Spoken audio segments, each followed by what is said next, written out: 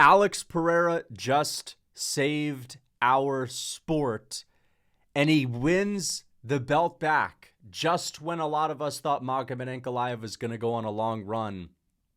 Pereira knocks him out in the first minute, and I am so unbelievably happy that we're back in the Pereira era where the division, the upper weight classes have life again, okay? And we're going to talk about why he just saved the sport. I think it should be obvious to most people, all right? I also hurt my hand because I punched a wall because of how hard I was celebrating Jiri Prochazka's comeback KO over Khalil Rountree. Jiri Prochazka is the most built different fighter in UFC history, okay? Next to Merab. I'm looking at Merab as well on the screen. I forgot he existed for a second. Next to Merab, okay? But like in a different way, Jiri Prochazka is the toughest person to ever step foot in the octagon. He is the most aspirational human being in the UFC as well. He may just be my favorite fighter because I just do not find myself getting as hyped, as amped, okay? I was screaming from the fucking mountaintops.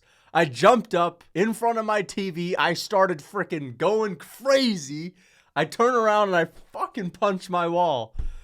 And now my hand is swollen. So, not really, but one of my knuckles is pretty swollen. Jiri Prochazka, I just don't find myself being as hyped for anyone else's victories. Either way, we're going to break down this card. Merab Dvalishvili, way closer than I expected. And you know what I'm going to say? That was uncomfortably close. If you want to really get into the beakers and test tubes, that was uncomfortably close. We'll talk about that, man. We'll talk about that. But let's get into this main event. We're all on cloud nine today. Alex Pereira is champion. Obviously, you guys know I'm a friend of Ankalaev. Taking my bias out of this, of course. But I was always telling you guys that Alex Pereira is the more entertaining champ. He's the better champ for the UFC. And it just felt weird because all week, even though this card was stacked, it had all of the fights that hardcore fans would be raving about. It just wasn't pulling the numbers. And I think that's because a lot of people were dreading the same outcome. Because Ankalaev shut down Pereira in that first fight, even though it was close, he nullified Pereira's ability to have big moments. And he nullified Pereira's ability to make it look like he was going to have a big moment with his style. People going into this fight week were just thinking, man, it's an Ankalaev win. Ank's the champ. It really did take a lot of life out of the division, okay? Alex Pereira is just infinitely a more entertaining fighter. I don't see how anyone could argue with that. And to see this guy with the level of star power that he had going into this year, gain it all back in 1 minute. We were saying that, man, Ankalaev just got that style, and Pereira, we thought he was Thanos. No. He's still Thanos. He actually probably just had an off night. Pereira went in there. First, the fight was 1 minute. Let's just talk about the fight. Pereira's genius game plan, and I said this in my video. I said if Pereira wants to win, he has to be on the front foot. He absolutely has to. But it's going to be easier said than done when you have Ankalaev that's going to be shooting takedowns, who's going to have a speed advantage. Eventually, you're going to be fighting on the back foot. Pereira said, fuck that. He goes out there, instantly takes the center of the octagon. Then he throws a hard 1-2 down the middle, backing Ankalaev up behind the black line right in front of the fence. And Pereira just implements the same type of strategy he implements when he has someone hurt. Pereira said, you know what? I'm not waiting until the third round once we've had our striking exchanges and maybe I tag you with a good shot and I'm just going to bring those moments where I pressure people up against the fence to try to put them away. I'm just going to do that right this second. I'm going to do what I did to Adesanya in the 5th round when I finished him. I'm going to do that right now. What I did to Adesanya in the rematch where I got KO'd and I paid for it, I'm just going to do it right now. That's the risk I need to take. I am going to put you out. I'm going to put you on your heels, and I'm going to fucking knock you out, son. And he did it. Angry Pereira, just with the biggest chip on your shoulder. You know, I always say Volkanovski, we call him the big chip. Pereira had a fucking chip the size of Mount Everest on his shoulder, and you could tell when he was celebrating because he was doing, you know, Pereira looked like he was about to hurt someone with his celebration. This guy just made Ankalaev look like the most pathetic, sorry, blip on the radar champion of all time. As McGregor said this the other day about Paul Hughes. By the way, I'm going to talk about the Paul Hughes and Nurmagomedov fight at the end of this video. And I like Paul Hughes, but McGregor said fart in the wind. Alex Pereira had a performance that made Magomed Ankalaev look like a fart in the wind champion. That is like the most dominant kind of performance you could ever have. All build-up. Magomed Ankalaev looked to be that one guy that just wasn't fazed by Pereira's, you know, Eastern Island head, grill, his scary look, the left hook, because he did a really good job at nullifying him and getting in his face and doing his own thing in the last fight. Magomed Ankalaev, as soon as he got hit with that right hand, it was a weird right hand. I've talked about Pereira's power versus other guys' power, and I've even said in the past that I think his left hook is overrated, and I took that back. I don't necessarily think that anymore. But we don't really see Pereira knock people out with his right hand. But you could tell this was not just your typical Pereira straight right hand that we've seen, you know, him hit people with. And, you know, these are thudding right hands. This was a Sergey Pavlovich right hand. This was a Sergey Pavlovich. And wait, hold up. You know what I'm saying? Sergey Pavlovich doesn't have that one hitter quitter, put you out with one shot type of power, right? He has that what the fuck kind of power. That's the right hand of Pereira last night. Pereira threw that right hand. That was the, I am not gonna fucking wait. I'm not gonna play the tit for tat game. I am going to do what I do to people when I'm about to finish them right now. And he put everything into the right hand. Cracked Ankalaev. Not even his best weapon. And that impact, man, that was a, what the fuck did I just get hit by? It literally took like a second for the consequence of the shot to settle into big Magomedov's head. Magomedov. It's Magomed. My bad. To big Magomed's fucking head. I told Magomed after the fight, by the way.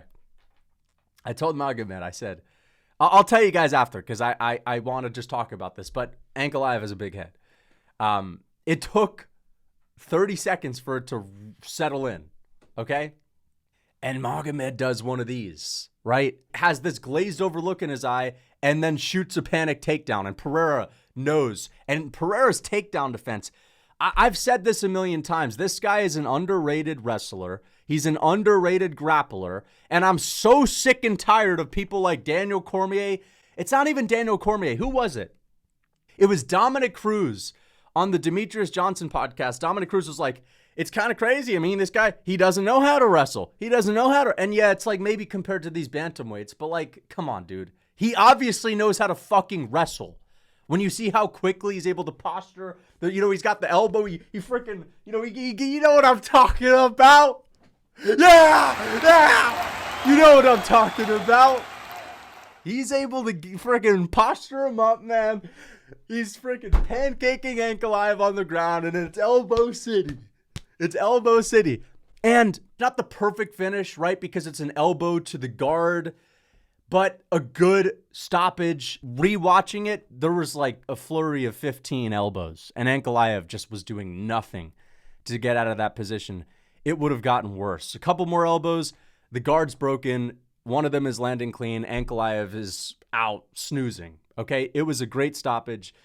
Alex Pereira with a fire and fury, rageful, imposing of his will moment. Again, you know when Pereira backs people up against the fence and just starts teeing off on people, that's when he does his best work. He just did that in the first second, and it worked. He gets the KO, and all of a sudden, this guy's looking like Thanos again. And you know what?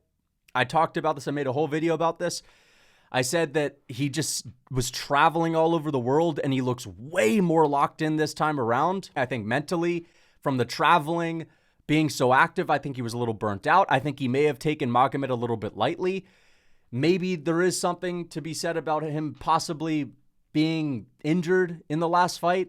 He just looked way better, way faster, gave Magomed no respect. Also, Magomed looked like he shit his pants early because he was fighting an orthodox. The first leg kick that lands for Alex Pereira, and Pereira wasn't doing his usual, lead leg kick with 50% sting on it like he was hitting Ankalaev with the last time. No, he hit him with like a rear leg kick. Hard rear leg kick as if he didn't give a shit about which stance Magomed was in. Magomed switches his stance to orthodox. That was strange. Magomed looked like he got flustered. Listen, I like Ankalaev. I've always said he's not as boring as people make him out to be. But comparing his style to Alex Pereira and comparing his style to plenty other light heavyweights, he is, out of the top 5 guys, maybe the most boring. So this is Alex Pereira saving the sport. As I said, it just felt wrong to see such a stacked card picking up such little amount of views. And people were saying, little views, you'd be lucky to pull 500,000 views on your video. Like, they have 30 fucking million subscribers on their channel. And they're pulling 400,000 views on their first episode of Embedded, 200,000 views on their perfect thumbnail episode of Embedded where Magomed and Pereira are looking at each other. The promo was there because these guys were running into each other all fight week at the PI, and it just wasn't pulling the views. It just didn't seem as hyped as I was myself, and it was weird, and the sport absolutely needed this. We need a guy like Alex Pereira who is entertaining. That's a huge part of it, obviously. It goes without saying. He's extremely entertaining, but Pereira is an icon. He's a legend of the sport. He's one of these guys that comes around every 5 years that just transcends the sport, and it's good to see him have the belt again. I absolutely love it. Now, I don't think it's worth it for the UFC to book Pereira versus Carlos Ulberg, okay? Even Jiri Prochazka is a tough sell. And I know Yuri's a savage, and he is my favorite light heavyweight of all time. And listen, Jiri Prochazka is one of these guys that has to get through the fire. I just think Pereira has his number, and you just can't get through the fire with Pereira. You can't really drag him into one of these crazy fights. It's a tough sell given Pereira's up 2-0, and the last one was extremely dominant. And he just made Magomed Ankalaev look like a pathetic excuse of a champion with how easily he just beat him. And Magomed Ankalaev, his hype was based on the fact that he's perfect technique. He's just like a drone with everything that he does. He's just the most complete light heavyweight of all time. For Pereira to KO him that easily, it is a tough sell for Pereira to fight a guy who he has absolutely dominated in the past, in Jiri Prochazka. Ulberg is actually a tough fight for Pereira. Ulberg is actually an interesting fight because he's very technical. He's got a left hook. He's super slick. He can finish you as well.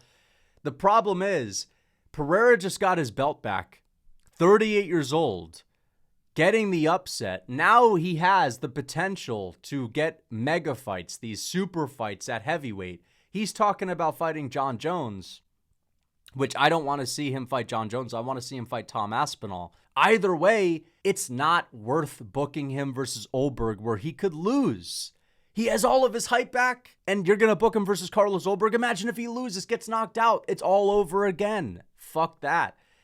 Even if he loses to Tom Aspinall, even if he were to fight Jon Jones and lose, those fights are so big and they're right there for us to make that we got to make them. Pereira has beaten everyone that's not Carlos Ulberg. He's not going to stick around for that much longer. The way that he's talking, he only wants a couple more fights and he wants big fights only. And he's done a lot for the sport. He's been in damn near 10 title fights at this point. Like, I think it's time where Pereira, recognizing the legend, the icon of the sport that he is, recognizing that he just saved the sport, you have to reward that with a enormous fight, not just by the book. Okay, this is next. We're going to do this. Ulberg in March. No. We can do Jiri and Ulberg for the interim title. And Alex Pereira should fight Tom Aspinall next. Listen, I just don't really want to see the Jones fight. I feel like a big part of that would just be Jones spiting Tom Aspinall, saying, yeah, this is bigger than you, Tom. I'm not totally opposed to him coming back to light heavyweight. If he comes back to light heavyweight, him versus Alex Pereira at light heavyweight. That would be a sick fight. When it comes to Tom Aspinall, I actually think Pereira could KO him on the feet, and I would favor Pereira to beat him on the feet. And when I see these polls, I see polls of Pereira versus Aspinall. Who do you think wins? And it's usually 75% in favor of Aspinall. And I don't think that's just people saying Aspinall because of the wrestling. If you pick him, it should be because of the wrestling. Because he definitely could. And he's even said in the past, if he fights Alex Pereira, he's not going to test anything on the feet. He's just going to shoot straight at the legs. And that's how he should fight. But it's a lot easier said than done. A lot of people get in the cage with Pereira. They should wrestle. They don't. Because he stands in a certain way that flusters them and makes them freeze up. I wouldn't be surprised if we see Tom Aspinall getting in there and freezing up a bit. And the next thing you know, he's in a couple of striking exchanges with Pereira where Pereira's not one of these plotty, oafy, fucking fat heavyweights that's like, you know, they can't actually catch Tom because he's too fast. Tom's going to be running in there with his big Shelly, with his chin in the air. Pereira's the guy that could put him out. That's a fight I want to see because I know Aspinall could put Pereira out. I know Aspinall could take Pereira down and sub him. But then again, lighter man skill, Alex Pereira. If he's not getting taken down by Magomed Ankalaev, I know Aspinall, he looks so different compared to Magomed Ankalaev. He's more dominant, but that's because he's fighting tubby tubbies.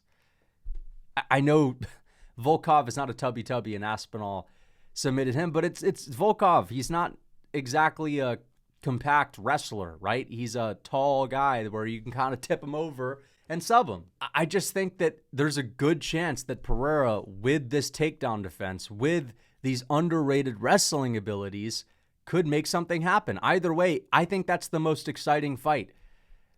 The most built different light heavyweight of all time, who, by the way, I'm going to talk about where he is on the all-time list now. I had him at my number 5 or 6 spot before that first Ankalaev fight, and a big part of that was because the ratio of wins to losses was so good. He lost to Ankalaev because, again, Pereira was one of these guys that didn't have a lot of quantity, just a lot of quality. I bumped him down quite a bit, but now he's back in the top 10. This is a top 10 all-time fighter in Alex Pereira. He's back in the top 10, 100%. Beating Magomed Ankalaev, who has only lost to Paul Craig when he was much younger in his career, not in his prime. He's been unbeaten for like 10 years, it seems. This is one of the best wins Alex Pereira has. Magomed has a win over Pereira. This is the best win Alex Pereira has. Okay? Maybe not. I mean, the Adesanya win could be better, but still, this is an amazing win. He's back in the top 10 fighter of all time versus Tom Aspinall, who, after he knocks out Ciryl Gane, is going to be on the verge of heavyweight GOAT status. He'll be a couple of fights away. That's the fight. That's the one that excites me because I know both guys are capable of getting the finish. And I don't think it's one of these things where, again, I keep hearing these like UFC guys. I forget who it was, but one of these guys in the UFC or working for the UFC was talking about how heavyweight's just a different thing. No, the fuck it's not. No, it is not. I don't care what Ciryl Gane is doing to Tai Tuivasa. Pereira would fold him. Pereira would fold him. Pereira would beat Volkov. Pereira would probably be able to beat frickin' Plotty Man Blades as well. I was going to say Jelton Almeida, but I don't know.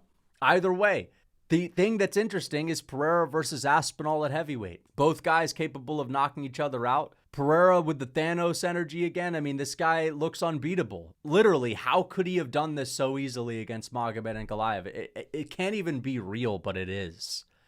That's the fight to make. You don't waste this opportunity on Carlos Ulberg. You just don't. Sorry, you can't. You can't. I don't need to see Carlos Ulberg versus Pereira. I've seen Pereira versus Jan Blachowicz. I've seen him versus Ankalaev. I've seen him versus Strickland. I've seen him versus Adesanya. I've seen him versus Jiri. I've seen him versus Hill. I've seen him versus everyone that there is to see except for one guy. And that one guy, I'm sorry, it's not as exciting as Tom Aspinall. That's the fight to make. For Ankalaev, I'll talk about what's next for him in my fights to make video. But he ain't getting another title shot. That's just how it is. Magomed Ankalaev, there's no way he's getting a title shot after this. That's like expecting someone to get a rematch against Conor McGregor or a trilogy against Conor McGregor. If you take out Conor when Conor was the biggest star in the world, Conor beats you. Like, the UFC wants to have Conor as champion. They're not going to give you another shot. They don't want Magomed as champion. They're not going to give him another shot as long as Alex Pereira is the champ. Magomed's going to have to get a couple more wins, unfortunately for him. So, either way. Merab Dvalishvili versus Cory Sandhagen. This was actually a lot closer than I expected, okay? Sandhagen did a really good job. I was watching this one Sandhagen edit probably 20 times yesterday, watching this edit over and over and over again. And Sandhagen had this energy all week where it was like he's just not fazed by Merab. He doesn't have a reason to cower away to Merab. He's not just going to let Merab bully him. And you know what? He didn't. He didn't let Merab bully him. Sandhagen fought a perfect fight. And I have to say this, I expected Merab after the first round to dominate Sandhagen and just completely destroy him in every facet. The striking, the wrestling, get a submission maybe. But Sandhagen did very well. I gave Sandhagen 2 rounds. I gave Sandhagen the 4th round and I gave him the 1st round. I predicted him to win the 1st round, by the way. I said it was going to be very competitive for 5 minutes, but you know what? It was competitive for damn near every single round outside of the 2nd and maybe the 3rd. Merab Dvalishvili dropped Sandhagen. I said I think Merab's going to start landing big shots. I think he may even hurt Sandhagen.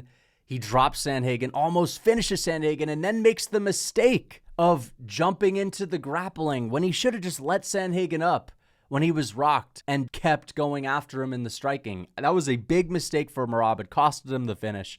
But he got a 10-8 in that round. You got to call that a 10-8. The 3rd round, Merab dominates, and it looks like he's going to really start taking over, but Sandhagen did such a good job at negating Merab on the ground, right? Getting back up to his feet whenever he was taken down effortlessly, just not giving Merab respect on the feet, getting in Merab's face, moving forward. He did such a good job of that. He fought perfectly. He really did not give Merab respect. And he was saying a lot of these guys, they get in the cage with Merab and they're like, oh, what's he going to do to me? He didn't get into this reaction game as much as I thought he was. He did, because he still lost. And the loss boils down to the fact that Merab has a never-ending gas tank and just is able to shoot 15, 20 takedowns every single round. And nobody else on the planet is able to do that. Merab is the best cardio in UFC history. That's how Merab won the rest of the fight. That's why Merab won the 5th round.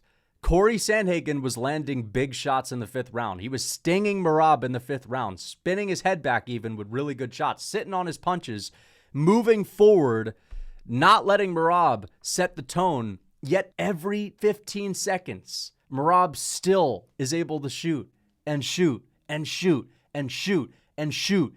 And you just can't beat him when he's doing that. So this was an example of Merab Dvalishvili wins via cardio again. And I know his technique's been improving. I know he had a big moment on the feet. But outside of the 2nd round, it really was just that Merab was shooting and shooting and shooting and shooting and shooting. And there's just nothing you can do. Even when you fight the perfect fight. Even when your takedown defense and your ability to get up is on point. Even when you're moving forward on the pressure fighter that puts them on the back foot and makes them uncomfortable. Merab can just still shoot, shoot, shoot, shoot, shoot. And the optics of that when you're constantly defending and constantly being thrown to your back, and it's just not good in the eyes of the judges. And Merab also, in between these takedowns, he's still landing upstairs. He's still landing on the feet. It's looking sloppy, but he's still able to land. So the way that I scored this fight, I think I had it 48-46, something like that. Again, I gave Sandhagen 2 rounds, and I gave Merab a 10-8 in 1 round. 48-46, I believe, would be the right scorecard. But yeah, even on a night where Merab just doesn't look that good, he still wins. It's just, how is anyone going to beat this guy? Sandhagen, I honestly think Sandhagen looked better in this fight than Merab. And he still lost. And I know he lost. He should have lost. But that's just crazy. Merab is just simply unstoppable. Like, this guy is not human when it comes to his cardio. So, again, even if you're outstriking him and if you're negating this and doing that, this was like the Petr Yan performance. Maybe not as dominant, 100%. This was not as dominant as the Petr Yan performance. But similarly, like in that fight, Yan was able to stuff a lot of takedowns. Merab wasn't able to establish any control. It was just Merab was so much busier, and he just outworked him. Merab just outworked Sandhagen. Okay? So, yeah, not the most entertaining performance. I expected it to be more dominant for Merab Dvalishvili. Again, didn't really do a lot with the takedowns, just got a lot of them. Really good performance from Sandhagen. Honestly, if it wasn't for that 10-8, this would have been a 48-47. I know that that's not like, oh, so what? So what, bro? Right? So what? You're telling me you don't like Merab, man? No, I like Merab. You guys know I like Merab, but I just thought it was going to be more dominant. That's all. Merab is one of these guys to where he's so good, he's so dominant. When he has a 48-47, it's just like, but it feels like the other guy won. That's literally kind of how this feels. It doesn't feel like Sandhagen won at all. But what I mean is, it feels like we got to give Sandhagen more praise for like doing good stuff. Whereas Merab, it's like, just go Merab. You know what I mean? Holy shit, dude. Merab had a big moment on the feet. And he had a go moment for the whole fight where he just starts going. So, yeah, Merab does his thing. He's the bantamweight GOAT. There's no argument. All right, let's get on to Jiri Prochazka versus Khalil Rountree. Jiri Prochazka fights give me heart attacks sometimes, okay? And you never know what Jiri you're going to get. Sometimes we get the Jiri that we saw in the Jamal Hill fight where he looked like he was strong and he had a base underneath him and he was rooted to the ground and he was flowing and he was cracking and sitting down on his shots. Sometimes you get that Jiri, right? Sometimes you get the Jiri that, again, went out there and just bulldozed Dominic Reyes and was strong, just powering forward. Sometimes you get the Jiri that's flimsy maxing, that is slipping and sliding all over the octagon, throwing kicks at fucking 10 miles per hour. If we're comparing it to baseball, a fully loaded, fast right hand is a 100 mile per hour baseball. Jiri Prochazka is throwing his kicks at 10 miles per hour. And he's falling all over himself. Khalil had landed one leg kick. It was not the leg kicks. Jiri legitimately just looked like he was injured in this fight. Jiri looked like a deer that was just born stumbling around in this fight early on. And Khalil, fast, rooted to the ground, slick, perfect Muay Thai, by the book, clean fight, speed advantage early, and he's just cracking Prochazka, just making him pay for slipping and sliding all over the octagon. And Prochazka's just built different, dude. When Prochazka gets hit, Prochazka doesn't get rocked. He gets angry that he got hit. Prochazka throws mini tantrums when he gets hit. And you see Prochazka, he's like, he's throwing a mini tantrum. It's kind of waking him up a little bit. Second round. And I predicted this, dude. I predicted this fight to a T. I said, Khalil Rountree's going to win the first round. He's going to be chopping low at the leg kicks. He's going to have the speed advantage. He's going to be landing big shots upstairs. And unlike Jamal Hill, who's just slugging himself around at the speed of a fucking tortoise for 25 minutes, even though Jiri's awkward sometimes, he's going to be bouncing around awkwardly in your face the whole time with weird footwork, weird movement. Second round, after Jiri really just had nothing in the first. This was like the Rakic fight. The first round against Rakic, Jiri looked slow as fuck, flimsy, like absolutely no ability to generate power with anything. Second round, he's kind of pissed off now. And now Jiri Prochazka, he's in Rountree's face, and now he's just like pawing at the lead hand, and he's switching stance, and he's pawing at the lead hand, and he's still getting cracked. Jiri's still getting cracked. But now that jab is starting to work, and now you can start to see, wait a second, Jiri's sort of dragging him into a Jiri style of fight. He's getting weird now. Jiri's starting to fight weird. And I still think he arguably lost that round, the second round, but he did a lot better. He was getting more into the flow. He landed a couple of good jabs. I think he took a page out of Alex Pereira's book. Pereira did really good work with the jab on Khalil Rountree as the longer, taller fighter. Jiri Prochazka with the reach advantage, the height advantage, starts cracking Rountree with the jab. Really good work in the second round. But outside of that, Rountree still won. But you could see that weird, awkward movement. The fact that Jiri had taken big punches early and, you know, again, nothing that rocked him that badly, but enough for him to get pissed off at and acknowledge, fuck, like I can't get hit like that. He's still there. That's the thing about Jiri, dude. If you do not have Alex Pereira, one punch put you on your ass type of power, which Rountree doesn't have. Rountree has The power of someone that's just, oh, of course he has that power because he's that fast. I mean, if someone's that fast, they're going to generate a lot of power. He doesn't have weird power. He doesn't have like, you know, that X factor power that you don't really understand. He doesn't have that. And you need that against Jiri. And if you can't finish Jiri, which I didn't think Rountree had the power to do, you're fucked. And we saw that in the third round. It was like the Rakic fight, but instead of the second, it was the third.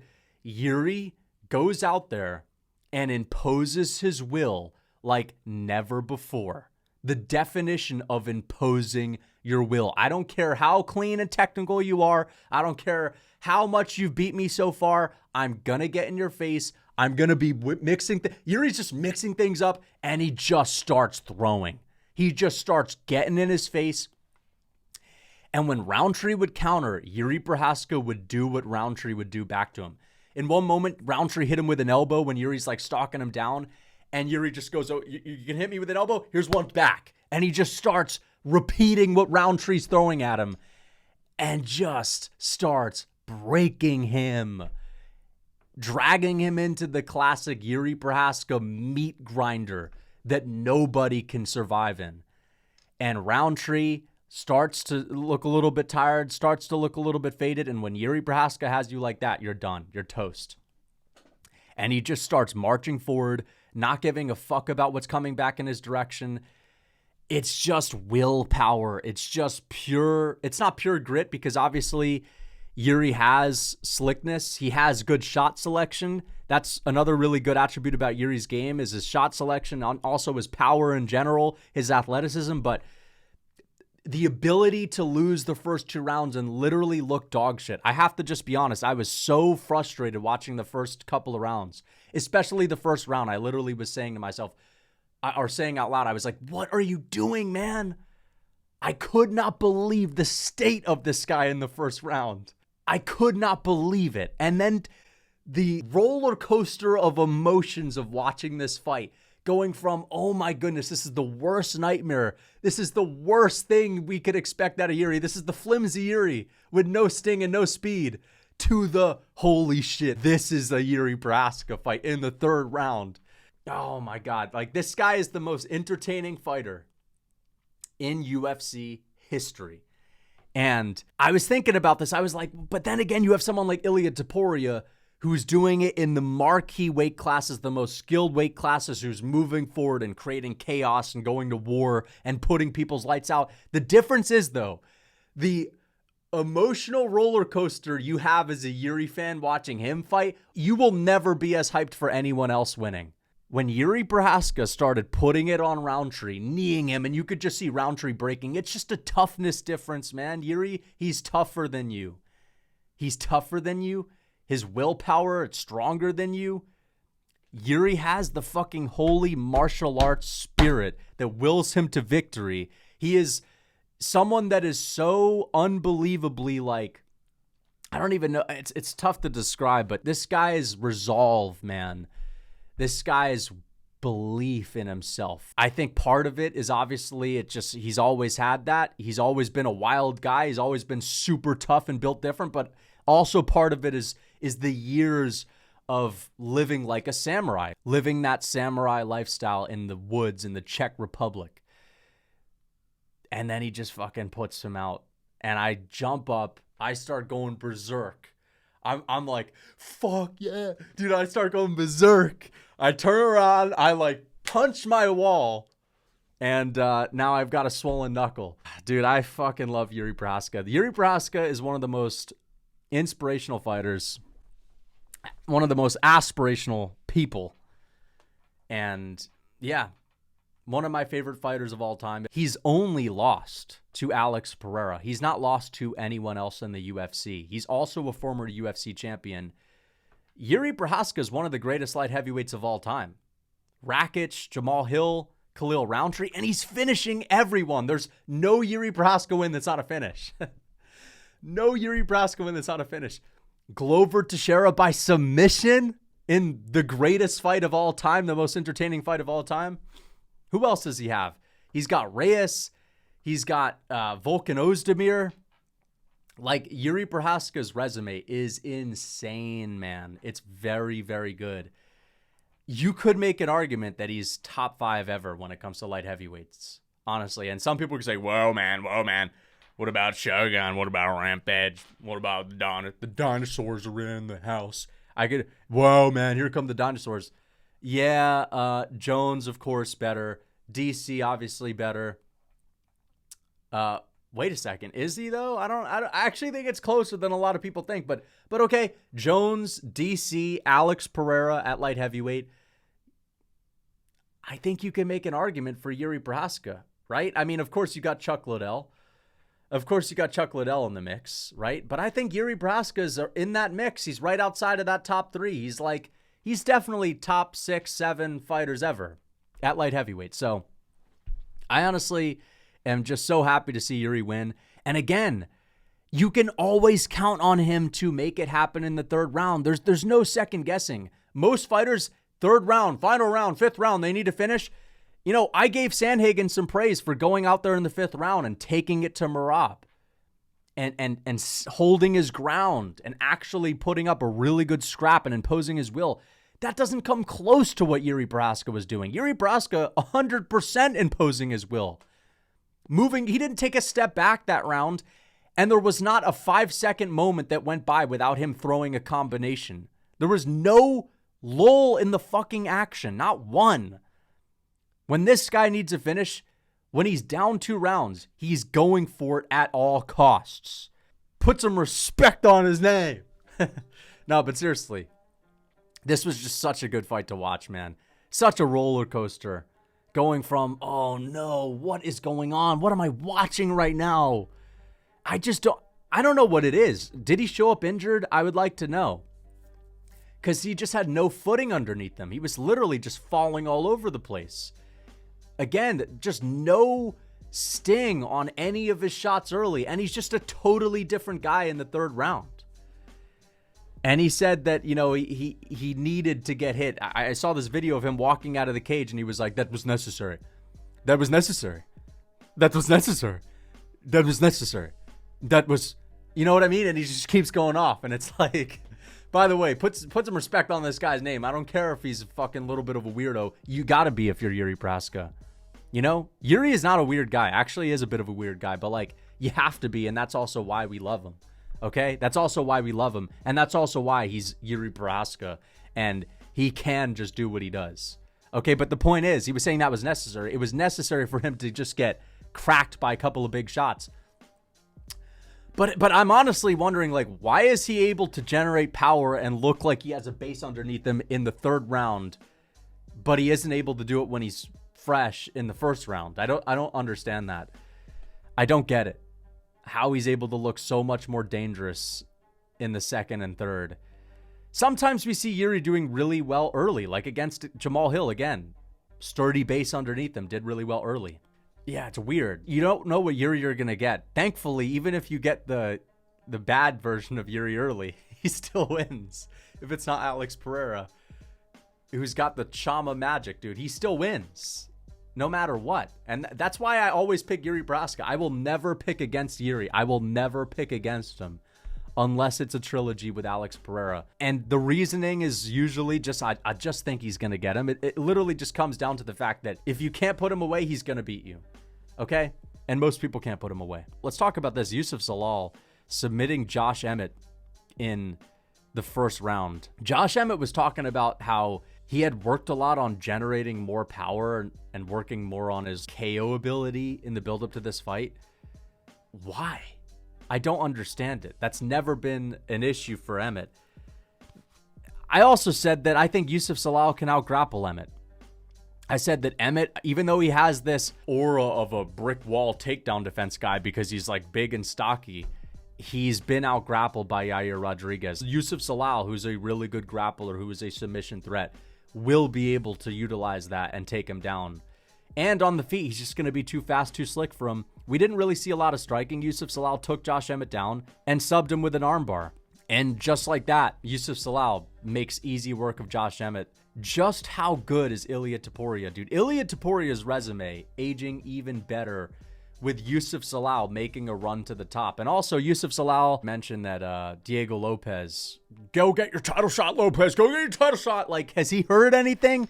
Is Youssef Zalal hearing things behind the scenes that we're not? Does he have a reason to think that Lopez indeed is getting the next title fight? Because I will crash out if Diego Lopez fights Volkanovski next.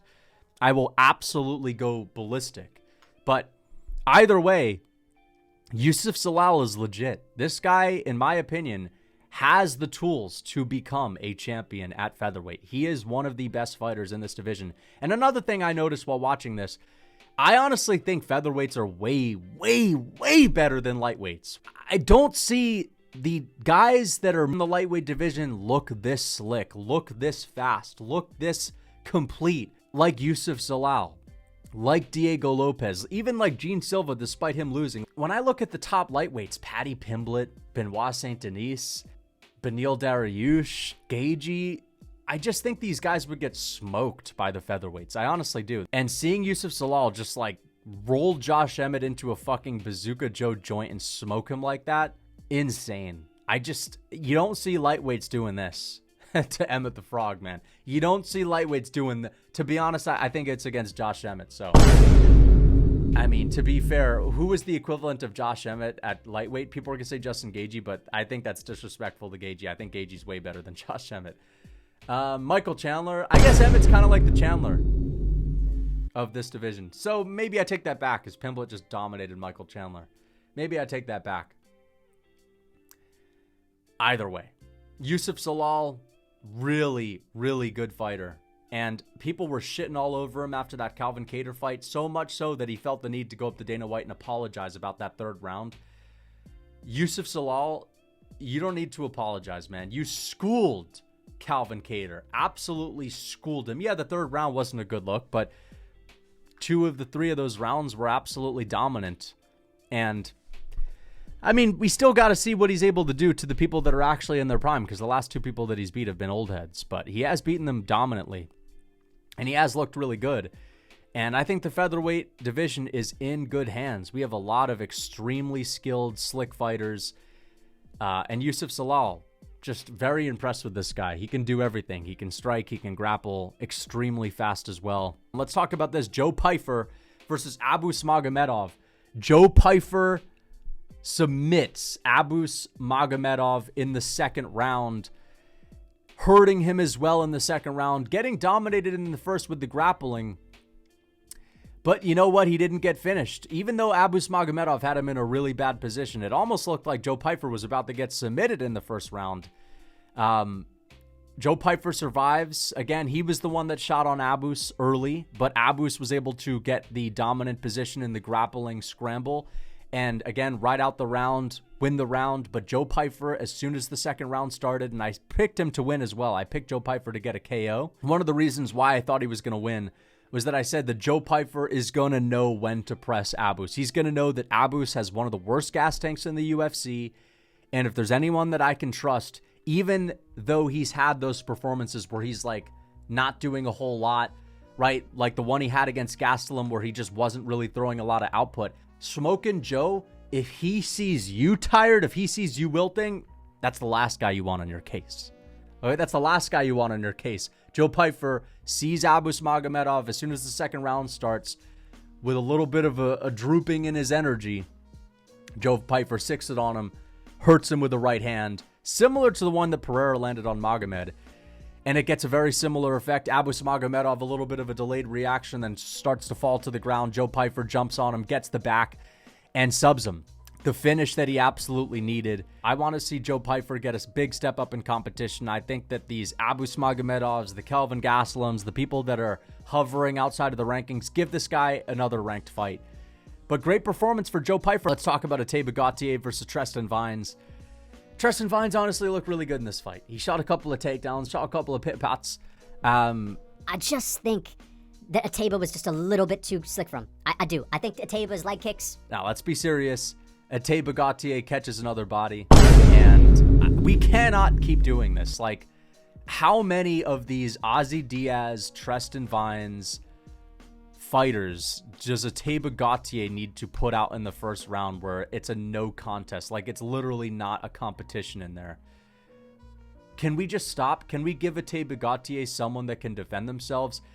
Even someone at the level of like Joe Pyfer, Abu Magomedov. Can we just give him a big step up in competition? It's kind of pointless watching these fights because we know what's going to happen. And I know that this was not supposed to be the opponent, but it was supposed to be Ozzy Diaz, who would have had the same fate as Tre'ston Vines. That wouldn't have been competitive. Jose Medina, Ozzy Diaz. I know Ateba's only had a couple of fights, but then again, you have the Robert Valentine fight in between. Like, he's getting these fights of people that are one fight removed from their Contender Series performance, or one fight removed from their tough performance, or, let's just pull this guy out of the regional scene. UFC debut. You gotta stop. Ateba Gautier. It's kind of easy to look like that when you're fighting bums, right? A lot of fighters are able to be this dominant. This is like Gene Silva fighting Preston. Was it Preston Parsons? I don't know if it was Preston Parsons. Wonder Boy's training partner. It's like Gene Silva versus that guy. It's going to be dominant no matter what when you have someone with a lot of potential. So, enough of this shit. I don't want a small step up in competition either. I don't want a fucking Cody Brundage next, because I have a feeling they would do something like, oh, it's going to be a step up. And I could just imagine like Anthony Smith on the commentary desk talking about how Cody Brundage is like a step up because he trains with Cody Brundage and they're like boys or something. This is the step up he needed. A Cody Brundage fight is the step up he needed. Brundage is not going to go away. He's a tough motherfucker. Dude, fuck that. I don't want to see Cody Brundage as the fucking step up. It honestly pisses me off that, like, I just know that the UFC is going to give him a step up, but it's going to be like a Brundage. Get this guy a big step up. All right, let's get on to the next fight. Daniel Santos versus Joosang Yo. I picked Daniel Santos. Crafty pick, man. Crafty pick. I have to say, Joosang Yo, very entertaining. I love this fight. This fight was amazing. This was such a classic fight between the shootbox gritman, the shootbox gritster, right? This was a gritster from shootbox who doesn't look slick, who is not going to wow anyone, but he's just biting down on the mouthpiece and imposing his will. This kind of reminded me of Guram versus Elvis Brenner a bit, in the sense that Joosang Yo was the slick guy. He's the slick guy who has a little bit of hype behind him, and Elvis Brenner is just some gritty guy from shootbox, right? He's just moving forward. All those slick strikes doesn't really mean anything. But I'm not going to disrespect Joosang Yo by comparing him to Guram. Joosang Yo, dude, that jab, slick, man. That jab was slick. And also just eating punches from Daniel Santos, eating big gnarly overhands, and then just going like this and emoting to the crowd. I don't care if this guy lost. I love the emotes. I absolutely love the emotes. I love the fucking showmanship. This was one of the most entertaining fights on the card because of that. And the sport needs people like Joosang Yo. All right? But I picked him to lose. And this is why I said, listen, who did he beat last? Even though he's TKZ 2.0 and he said that he wants to be the next TKZ, and he had a really good viral KO in his UFC debut, it was against quite literally the worst fighter in UFC history, arguably. He beat Jeka Saragi, who has no wins in the UFC, and also lost to Anshul Jubilee. Like, that was the guy that he beat. Someone that lost to Anshul Jubilee, who is maybe the worst fighter in the UFC as well. So this was a big step up in competition. This was against a guy that was on a win streak, that was tough, that hasn't been put away, that has a chin, that trains at a proven gym. You know what you're going to get. He's not going to have a fancy style, but he's going to move forward, bite down on the mouthpiece, have decent technique, good pressure. He's not going to be deterred. And that's what got Daniel Santos the victory. Was not deterred by the fact that Joosang Yo was kind of styling on him in moments with the jabs. And to be fair, he wasn't schooling him, because Joosang Yo would land some really slick punches. He would land a jab. He would land a left hook. But Daniel Santos would respond with a 1-2 that was flush, right? So he was always in there. But yeah, Daniel Santos' second round puts Joosang Yo on the back foot with a combination 1, 2, 3. 3 big steps forward, cracking Joosang Yo when Joosang Yo thought that he was safe, and puts him away. Brutal KO. Absolutely brutal KO. Good stuff for Daniel Santos. I did want Joosang Yo to win because after that first performance he had and after the first round, I'm like, damn, I'm a fan of this guy already. Like, I want this guy to rise through this division, rise through the ranks of the catch weight division. But you get the point. But Daniel Santos gets it done. I picked him to win, so I'm happy that I had a crafty pick there.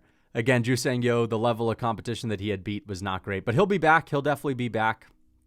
Let's get on to this. Oh, my goodness, man. Forgot about this one. Patchy mixed versus Jacob Wiklacz. I thought Jacob Wiklacz won. Some people were saying this is a robbery. I gave the first round and I gave the second round to Jacob Wiklacz. I thought Patchy mix edged out the third. The second round was Wiklacz as well. Patchy mix did fucking nothing on the ground. First round, Jacob Wiklacz all day. And I said that I thought Patchy mix was going to have the striking advantage, that Jacob Wiklacz is like a worse everywhere version of Mix. He's like Mix. He's not good on the feet. And he's a predominant grappler. And Patchy Mix, well, he's Patchy Mix. He's the best grappler, man. He's one of the best, right? Dude, Patchy couldn't do shit on the ground the entire fight against Jacob Wiklacz. And Jacob Wiklacz even had moments where, like, even though Patchy Mix was on top of him, he was threatening guillotines, he was threatening submissions, and also on the feet. First and second round, Jacob Wiklacz outstruck Patchy Mix, beating him to the punch. Faster fighter. Patchy Mix looking stiff, even stiffer than he looked against Mario Batista. Way stiffer. I gave this fight to Jacob Wiklacz. I thought the judges got it right. I was actually worried they were going to give it to Patchy Mix because I knew that that second round was close, but I think you got to give it to Wiklacz. Again, it comes down to the fact that Patchy got a couple of takedowns, maybe even 3, could not establish more than 30 seconds of control at a time. And Jacob Wiklacz threatened a couple of submissions and also just simply outstruck him. Simply outstruck Patchy Mix comfortably in that second round. First round, definitely outstruck him and won that round too. Mix did pretty well in the third. I gave him the third round, but this was not a robbery. I think they got it right. And I'm not just saying that because, oh, well, you're biased against Patchy Mix. Dude, I picked him to win. I was confidently picking him to win. I was like ranting about how I thought that Wiklacz was getting too much hype. I'm not being biased at all. But I will say this. What a fall off from Patchy Mix. Because I was saying, make no mistake, just because he's losing to Mario Batista is fighting Umar Nurmagomedov next. A lot of people are going to pick him to win that fight. Mario Batista is no joke. He is a proven top 10 UFC bantamweight. So it's not a bad look for Mix to lose to him. Do not expect Mix to lose to this nobody who's making his UFC debut. I'm not going to call him a nobody because he's not a nobody, especially now. But this guy that had not done anything in the UFC, right? UFC debutant, not that dominant of a fighter. Pretty good fighter, obviously. Like, Wiklacz was a good fighter. He obviously had hype for a reason, but you get the point that I'm making. And for Wiklacz to just go out there and outstrike Patchy Mix and allow Mix to do fucking nothing to him on the ground, what is the level of competition in Bellator, in the PFL? It's not good. I'm sorry. Patchy Mix, I cannot believe people were saying that this guy was going to be a threat for Merab. He himself was saying he was going to finish Petr Yan. He's going to finish Sean O'Malley. Dude, Petr Yan would roll this guy up and smoke him. Petr Yan would punt this guy across the fucking arena like he's playing kickball.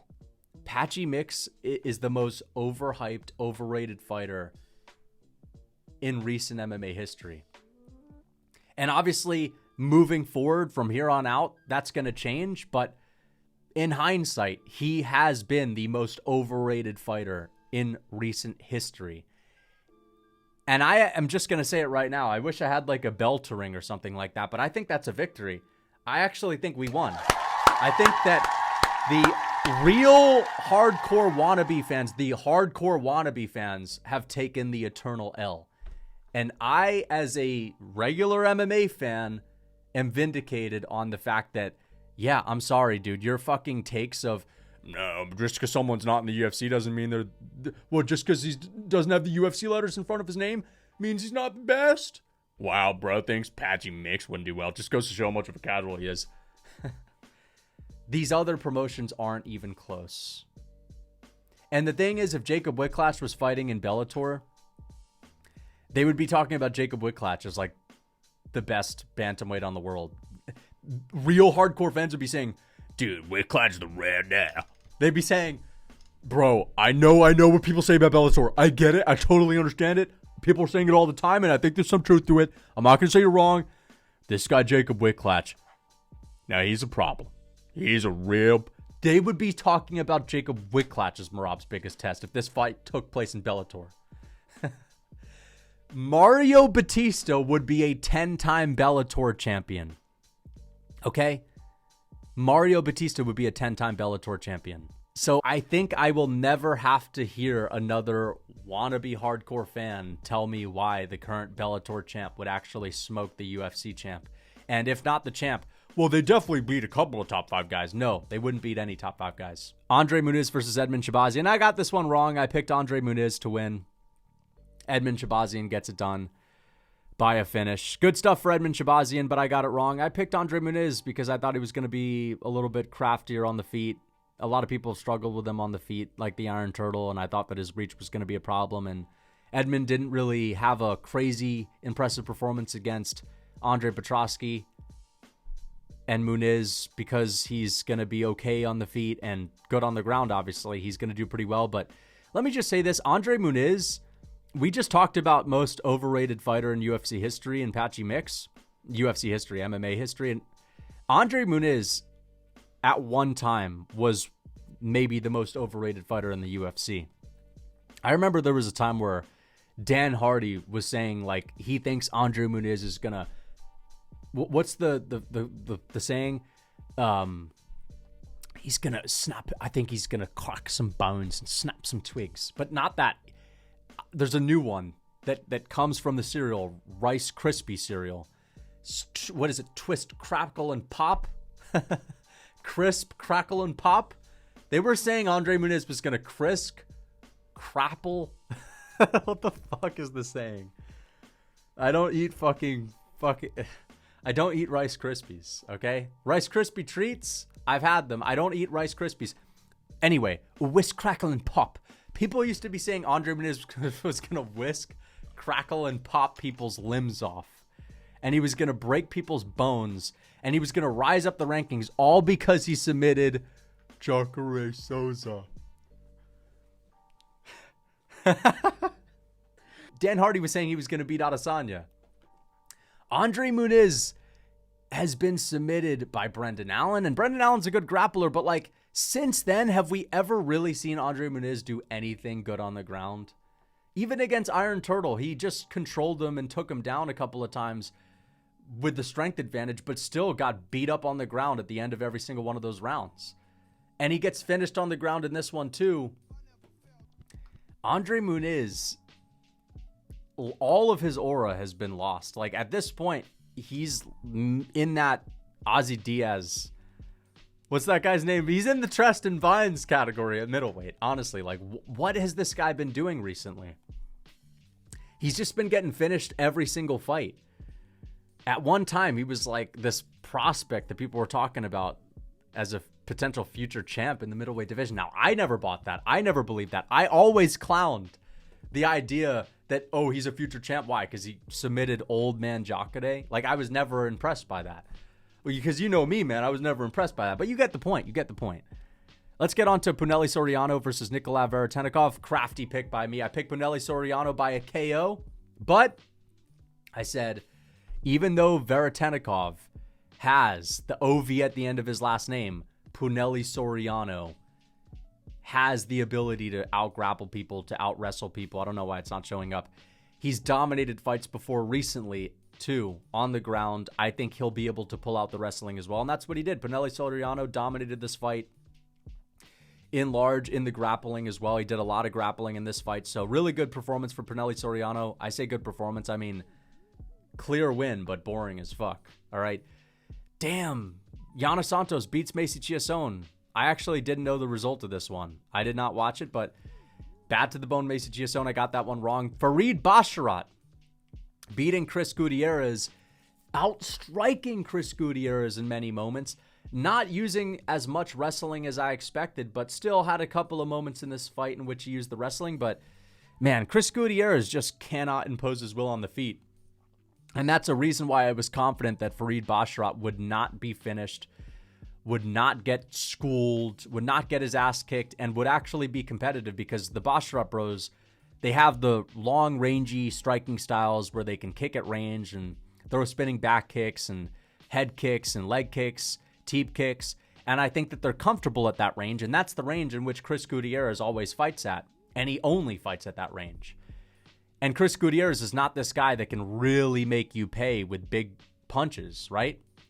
And so, yeah, I don't think Chris Gutierrez is going to be able to really do a lot of damage. And what do you know? Farid Basharat actually outstruck him, outdid him in the long-rangey striking game.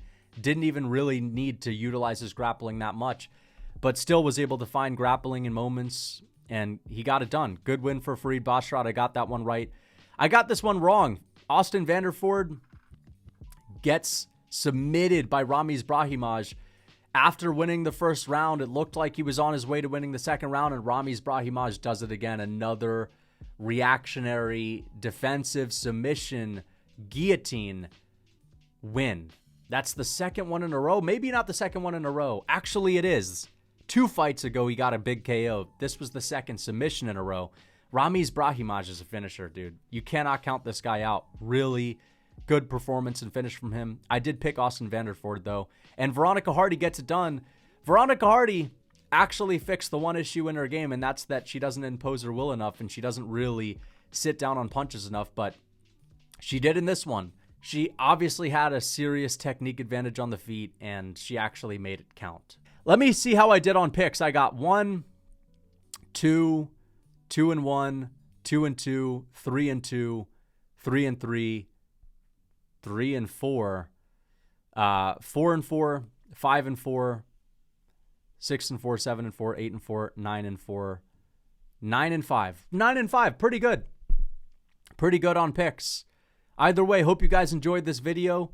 Let me know what you think in the comments. Until next time. I hope you guys enjoyed the video. And lastly, if you enjoy my content, but you're also passionate about fitness and health, I am posting vlogs, tier lists, reaction videos, and fitness advice videos on Patreon. So if you want to join, the link is in the description.